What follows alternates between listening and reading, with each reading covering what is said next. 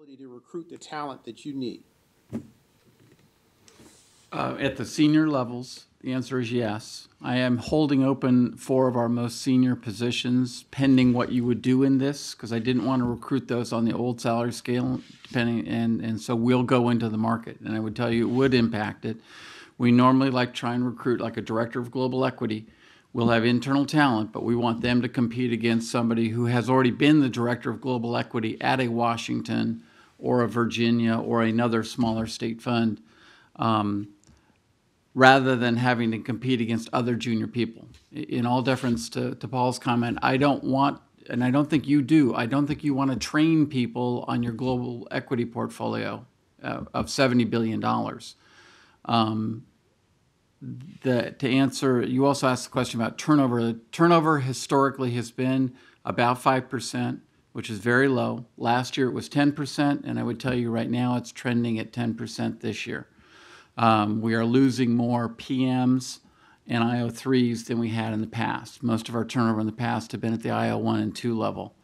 And Richard, for this committee, you asked me to start putting together an investment staff departure report. That's in the closed session of the investment committee, so you probably have never had a chance to see that.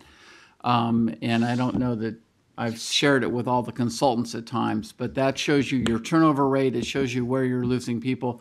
And Richard, partly in your question, the investment officer series is a pretty unique group in the state system. Only about 1/3 of those retire out of the office. 2/3 of them leave for a number of different reasons. And then we tracked where they went to. How many went to a peer fund and how many went to a money manager.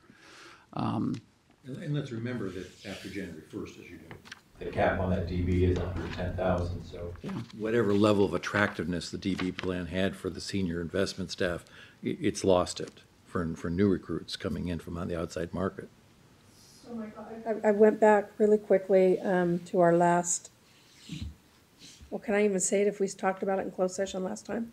I think you can, there's a lot of stuff we've said in open session. I guess I just wouldn't name the positions and the names, but Okay. you have the stats on the number. 2 went to peer, of the 1, 2, 3, 4, 5 that we talked about at that meeting. 2 went to peers and 1 went to the private sector. And that was just the 5 most recently. Yeah, 2 that's retired. this 2 retired. fiscal year. But yeah, so far this fiscal year. Obviously, this is self-serving because I'm your CIO and this includes me, but I have constantly challenged this board all the way back to the year 2000. You have to decide, because I have to manage whatever you implement, you have to decide, do you want to be, you're the second largest fund in the country, do you want to have to run into the iceberg to prove there's a problem, or do you want to be proactive and do things before you have to get there? So I understand the issue of turnover and the challenge with that. It will be a burden on your performance if you have to go through lots of senior investment staff turnover, because you're only talking about the top 3 layers of the senior investment staff and a few other positions. So, Yeah, good. Go ahead, Michael. Yeah, because I guess I'm, because this is the part that I think at least resonates more with me than the chart, because it's an identification of however you define the level of talent that you believe is necessary to run the largest teacher fund in the world, and where those people are and what opportunities those people have. And that's a much narrower chart than this is. And that may affect the levels below them. And that's fine. Or, we can discuss how fine that is, but I guess I was reacting to an analysis that seemed to be driving us toward a discussion of pay that didn't seem to focus on talent. So that's really it. All right, thanks, Michael. Perhaps I can clarify what my concern was a few meetings ago, because this is extremely useful information.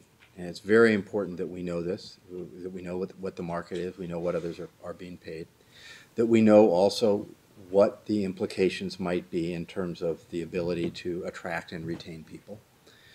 But in the end, what we're concerned about is performance. So it would seem that for us to make a decision that we should be paying more to our investment staff must be that we conclude that we won't have the same investment returns with the current, that our investment returns will increase, because otherwise why would we do it? If we can get today's investment returns at a cheap price, shouldn't we as fiduciaries do that? And that was the reason that I said, why are we going through this? Because it's fairness, maintaining consistency, all of that. I mean, those are important. But ultimately, we should get something for paying more, which is should we expect higher returns? And that's what I don't think. I'm not asking you, because I don't think that's your area of expertise, but I think that's the issue before the board if we were to make a decision. And I would just frame this as on a personal level, I don't believe that arbitrages are sustainable. I don't believe that you can pay people $1, and if they can earn $1.50 or $2, that you can willfully and deliberately and competently expect that those people will be there. I agree. So that I think that the utility of this, again, we can't, Chris can speak about turnover. We believe that our job for you, we work for you, is to give you the facts, to let you know that where you're currently sitting, we put up the red danger sign to say that you're low, and you say we're getting by, and we can be very frugal, and it's good for the state and it's good for our members, but we're saying that you're just embracing risk. And I think we mentioned at the last meeting, it's kind of if it was your family office and you won the Powerball and it was $300 million or $400 million, would you want to have the cheapest possible manager, or would you want to have the most competent one at reasonable wages? And I guess it depends what our investment strategy is. If I was wanting to invest in index funds, I'd just go to Vanguard. Exactly. So I mean, it's also so it also is a function of what kind of an investment strategy we want to have. So, I have 3 more people, Adam. Hang on. Okay. You done? Are you done? Paul, you good? yeah, I'm done. Thank you. Okay. Grant? Thank you. Thank you for all the work you put in. I appreciate all the data you brought us over the last couple of meetings. This is risk monitoring. It's a good exercise to go through. I think some systems would have shied away from even doing the comparison. But, it's always difficult to do. Having said that, I want to say before I ask my question that Treasurer Lockyer really isn't there yet in terms of seeing that our current comparator group isn't working for us. But one of the questions I did want to ask is, adding endowments into the mix, what do we know about their pay practices, how that compares, how much sunshine is there, and what sort of governance is there? Yeah, I'm sorry we didn't bring it. It was in the appendices in the last 2 reports. There was a list from of IRS disclosures, endowment by endowment, which was, again, it was, many of them are our clients. We provided it because it was publicly disclosed, and we wanted you to have a more tangible. You talk about sunshine. That's right. That's sunburn. That you saw that list there. Yeah. Most of the endowments for a CIO. There's no $200 billion endowments, but for a $5 billion endowment, the CIO gets paid you know, $1.5 million, $2 million. Thank you.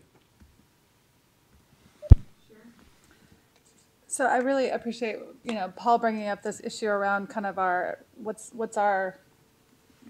is sort of our investment policy or kind of our way of thinking about investing headed forward, because I've been thinking about this a lot, and we can talk about this more in the investment committee as well. But when I think about being a fiduciary of this system right now, what I want to see happening with our investment staff is I want more in-house. I want to save money on fees and third-party fees, and I want innovation.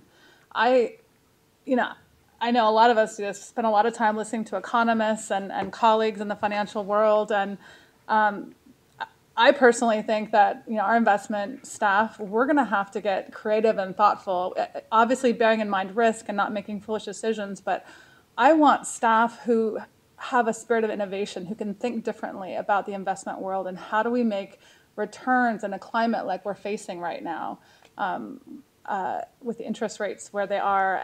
And so I guess I have a different perspective than some of the folks that have spoken. I personally want us to be able to attract the quality and caliber of kind of investment staff that have that kind of innovation, that kind of creativity. I have a lot of confidence in our current investment staff, but I do think we pay our folks lower than we should be paying. I think we should be looking at compensation and increasing compensation for our investment staff, because I do want to create a culture. I hear what Paul and Michael are saying about we want to have a good bang for our buck, so we want to pay for performance, but I also want to attract staff that have that spirit of innovation. I want them to work for us and not work for a third party.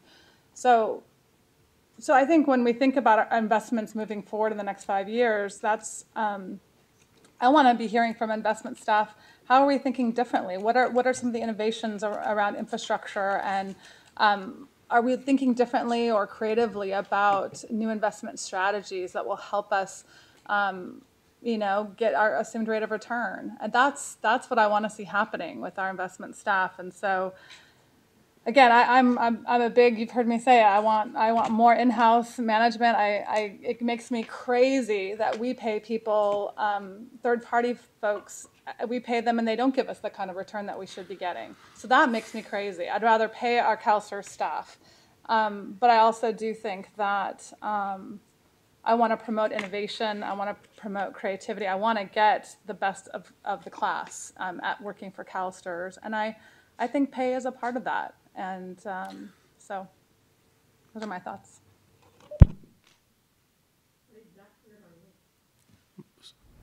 Yep. So Adam, we're back to you. Sure. So we went through this competitive pay level analysis, and then the question was, okay, if we have this market pay data that's, now this is aggregated for all positions together, what would happen if we looked to see if we kept our current peer group, and we looked at this proposed peer group, what would happen to the salary structure? So how does that look at individual positions? So again, as we've, I'm going to just show you the salary structure. We'll go back to a page. So we had recommended looking at lots of numbers on the page. Just if we look at so it's all clear what we're doing here. If you look at the investment director column, see those in the middle of the page, investment directors? See that? Yes? And what you see there is the policy is showing CalSTRS' current salary range, the minimum, the midpoint, and the maximum. This is your current salary range. And the little blue hash marks are the actual salary levels of the people who are in those jobs. So that's kind of what you're currently doing. Your current salary ranges and your current actual pay.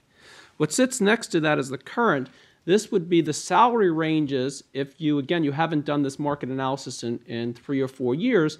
If you don't change the peer group and you just adopted if you just continued with your current peer group, this is showing what the ranges should be consistent with your pay philosophy, your current peer group. And then the third set of floating bars is the proposed, is showing the salary ranges at the low quartile of the proposed peer group. So again, we look at the proposed peer group, pay levels are materially higher. Those are pay levels that you can monitor and move to potentially over time. But at least initially, focusing on the low quartile of that peer group is the anchor point for your salary structure. And again, potentially moving over time based upon employment experience, recruiting experience, moving potentially closer to the median. But this is showing those comparisons. And again, our proposal is the institutional group. So it reflects, from our perspective, more who you are. But if the current group was, if you continued with the current group, it would still, what this would suggest, lead to an increase in the salary ranges. So, putting aside the issue of peer groups, your current structure is out of kilter with the market.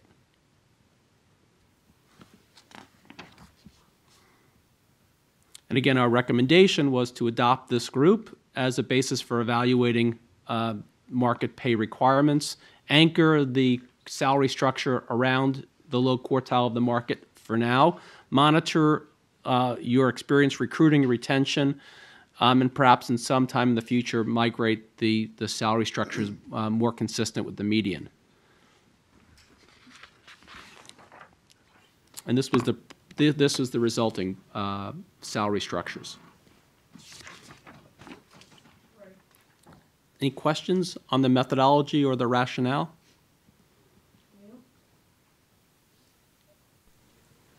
Grant? I just have a question on the parts of the results. The CEO, historically, we've had CEO pay has been targeted below CIO pay. Now it looks like both our current peer group and the proposed would put that significantly, reverse that. Just wondering, in terms of other pension funds, other public funds, It's a mix. Okay. Some it's higher, some it's lower. That's a good question. I think that's a change for this book. Yeah, in terms of what market practices, some it's higher, some it's lower. Thank you. Alrighty, so I want to make sure that I have this straight because, this is, Harry's kind of been walking us down this road. So we have this for an action item. We've talked about it several times. We have a decision to make. We have decisions to make. We have the decision to stay with our current group or go with the newly reconfigured comparator group, which is what McLaughlin is recommending. And then, depending on which group we select, where we would put our salary bands within that comparator group. Yes, and Do I need to refine it any more than that, Adam? no, there are Cassandra? some transition steps, but that's we believe the essence of the decision. And that you're recommending that we do that at the beginning of next fiscal year, begin that transition and have it fully implemented within a couple years? That's correct. All right. A 2 to 3 year period. All righty. Grant? One clarifying question. If the committee does move toward the proposed methodology aimed at the low quarter, I'm a little concerned because for many of the positions, that would be a lower base salary.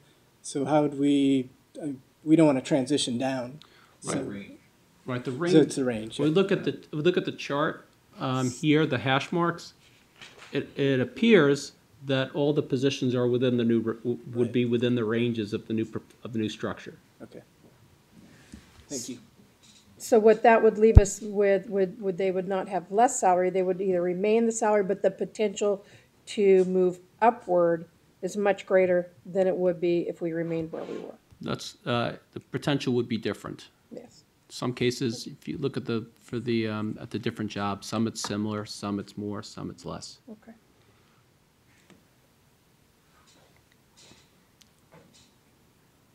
Chris?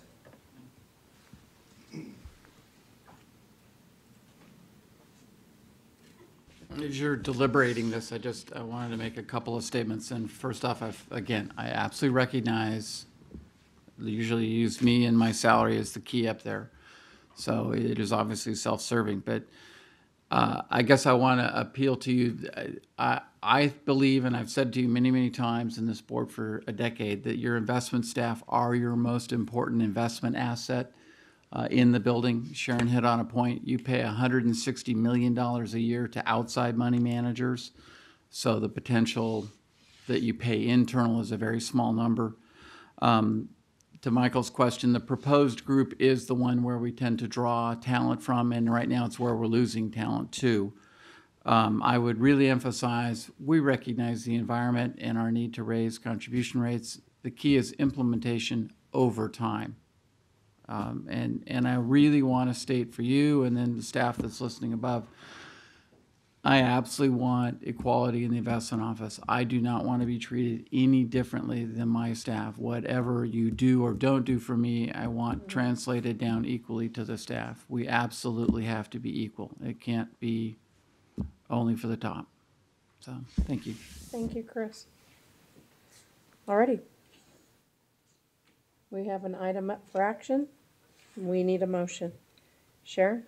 I make the motion to approve the recommendation. The proposed salary, the proposed comparator group? Correct. Alright, is there a second? Second. Okay, it's been moved and seconded. Do you want to go ahead and speak to that, Sharon? No? I mean, Is there anybody else that wants to weigh in on it before we take a vote? Richard?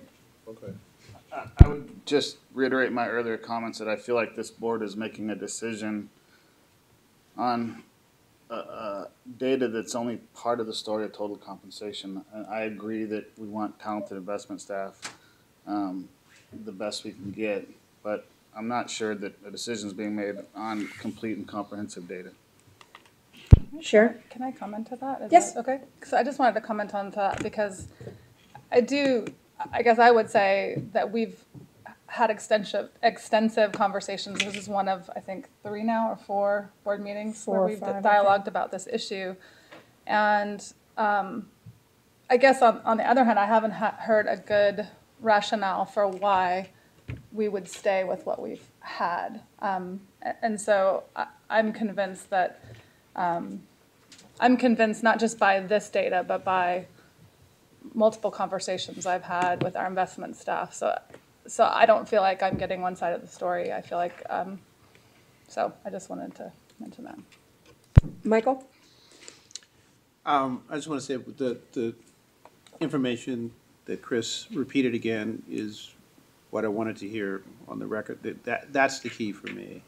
And to Rich's point, I see this as just one part of the process. We are not going to slavishly apply this comparator group and just move forward. It's got to be based on, this is a framework, in my mind, this is a framework within which we will make the decisions. That's the basis upon which I'm ready to move forward. Richard and Ian, go ahead and come on up. And I respect the opinions and comments I've heard of you. I'm not disagreeing with your perspectives. I guess part of the problem for me is, and when we look at how we define a problem, it's not even clear to me that there's a problem. A 10% turnover rate doesn't seem exceptionally high, and I don't know what it is in the rest of this universe of talent and these comparable organizations. But if you look at the state of California, 10% turnover rate's quite a bit lower than most government operations. And then this question of talent. I mean, I don't even know what gets us the right talent. Does this benchmark get you the right talent? Is it 25% above that? Or do we even know that we're not going to be able to pull the talent in at the pay scales we have today? And so I just feel like I don't have that information, and based on that, I won't be able to support this request. Ian? Well, I just have to say that when someone like Mr. Gillihan says that you don't have adequate information, of course, my ears perk up as fiduciary counsel. So I guess I don't really understand your comment. The committee has met several times. Has 2 experts that have been advising it, experts have made a recommendation. None of the people on this committee are experts themselves on compensation, and under fiduciary law, they're required to rely up to a point on expert advice when they make their decisions. So it seems to me that they have plenty of information, and unless your experts tell you that the information you've identified as missing is crucial or central to the decision that the committee is about to make, I just don't see any basis for your remarks. Madam Chair, if I may? Yep. Where have we defined that we have a recruiting and retention problem? And maybe I missed that meeting, I apologize, I haven't been a party to all these discussions, so I'm talking about me personally. But I don't feel like I've misstated the information that's been presented today. Well, from what I understand, and I've seen it, the staff provided at the investment committee meeting in closed session information about retention. So that information's available. Your expert has also pointed out that we're talking about sustainability for the future. So we're not just looking at today or the past. And I think those are legitimate considerations for the committee to take into account. And Richard, we have been talking as a board about succession, not only throughout the whole organization. And for me, some of our conversations about succession plans kind of weigh into this for me also. Is there any other comments from anyone? Alrighty. We'll go to a vote. It's been moved and seconded to take the proposed comparator group. All in favor say aye. Aye. All opposed say nay. Nay. The chair votes yes. And are there any abstentions? Then I would say the motion passes. Correct. Alrighty. Then going with the recommendation of where to place the salary bands. And am I saying that right, Adam? The salary bands on the comparator group? The ranges that you see here are anchored at the low quartile of the comparator group. So these proposed salary ranges for the upcoming fiscal year are anchored on the low quartile. And we said that you should monitor over time and as required and as appropriate is to consider adjustments. But the current recommendation is to adopt these ranges. To adopt the ranges. All right. I need a motion to do so. Grant? Just a question. So I voted against the proposed comparator group, but now that we're here, is it ever, best practice to choose the low quartile? I mean, if we truly say that this is the group that we compete with for talent, I'm not sure why that was chosen. I guess a little more of the rationale. Going back to commercial decision making, the notion of saying, well, we're paying someone X, and then we wake up tomorrow and we decide we should pay someone 1.5X. I would share your sense of reticence or skepticism to say that doesn't seem appropriate. So we understand that this is the more appropriate labor market. We've made that case, and this is the standard to be on the conservative end of it, and then to monitor it and to adjust as required over time. And do we yet have a? It'd be hard to support. It'd be hard to say, go right to the median. Given again, if you just say, are you having 30% turnover? No.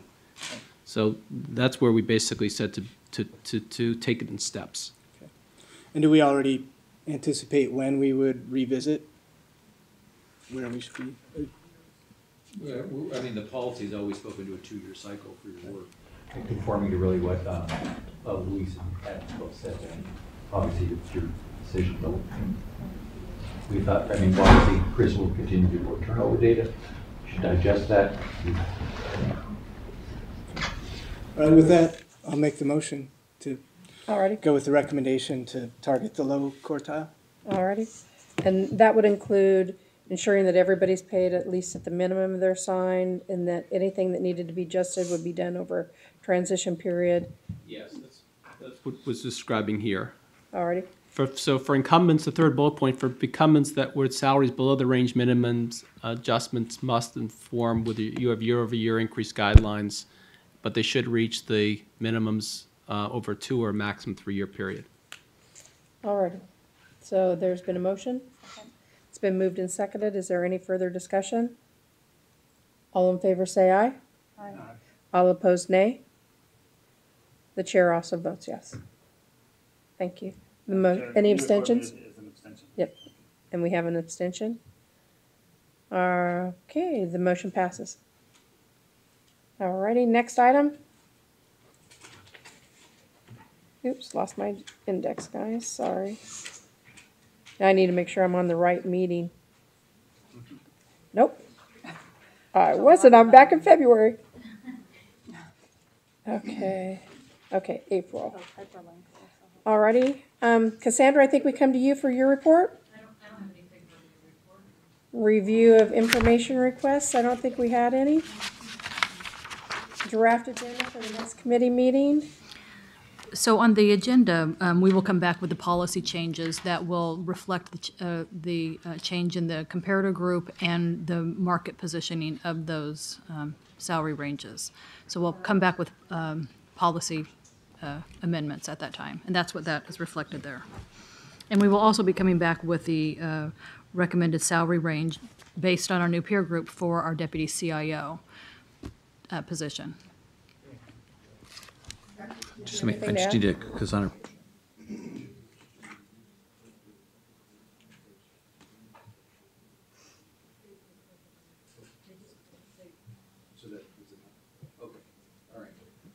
sorry, just checking whether No the worries. details of this. Yeah. Okay. No worries. And then that is opportunity for statements from the public. I'm also a member of the public, but actually I wanted to follow up with Jack's comment. So I see the draft agenda, but that's contingent upon the board approval, Yes. right? So, okay. Just wanted to make So that this is sure. going to be a recommendation for us to the full board. Like any committee Like motion, any will be in the committee motion. report to the committee, to Okay. the board would choose then to adopt the committee's recommendations. I just Or wanted, not, I just wanted to clarify that for the members of the committee. on Thursday. Tomorrow, again. Alrighty. Any other statements from the public? Seeing none, the committee is adjourned.